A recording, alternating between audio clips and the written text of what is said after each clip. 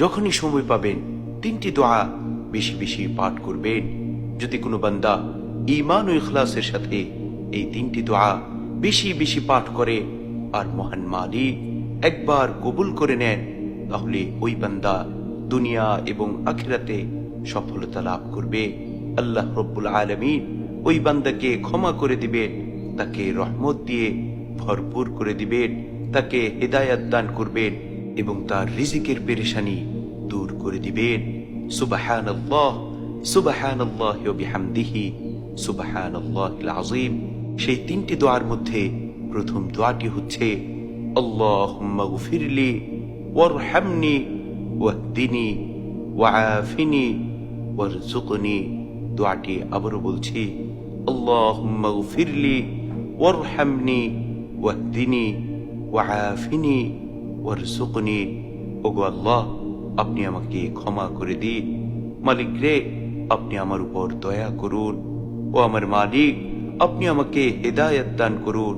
ওগো আল্লাহ, আপনি আমাকে সুস্থতার নিয়ামত দান করুন। মালিক রে, আপনি আমাকে রিজিক দান করুন। দ্বিতীয় দোয়াটি হচ্ছে, যখনই আপনি নামাজ শেষ করবেন সাথে সাথে এই দোয়া পাঠ করবেন। পাশাপাশি যখনই অবসর থাকবেন, যখনই সময় পাবেন বেশি বেশি এই দোয়া পাঠ করবেন। আল্লাহুম্মা আইন্নি আলা যিকরিকা ওয়া শুকরিকা ওয়া হুসনি ইবাদাতিক। দোয়াটি আবারও বলছি, আল্লাহুম্মা আইন্নি আলা যিকরিকা ওয়া শুকরিকা ওয়া হুসনি ইবাদাতিক। হে আল্লাহ, আমাকে আপনি আপনার জিকির করতে, আপনার শুকরিয়া আদায় করতে এবং আপনার উত্তমভাবে ইবাদত করতে সাহায্য করুন। 3 নম্বর দোয়াটি হচ্ছে, যখনই আপনি কঠিন বিপদে পড়ে যাবেন, ভয়ঙ্কর মুসিবতে পড়ে যাবেন, পাশাপাশি যখনই আপনি সময় পাবেন বেশি বেশি এই দোয়া পাঠ করবেন।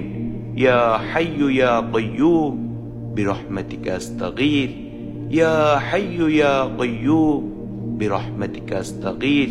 হে চিরঞ্জীব, হে চিরস্থায়ী সত্তা, আমি আপনার রহমতের মাধ্যমে আপনার কাছে সাহায্য প্রার্থনা করছি। সুবহানাল্লাহ, সুবহানাল্লাহি ওয়া বিহামদিহি, সুবহানাল্লাহিল আযীম। কি চমৎকার দোয়া!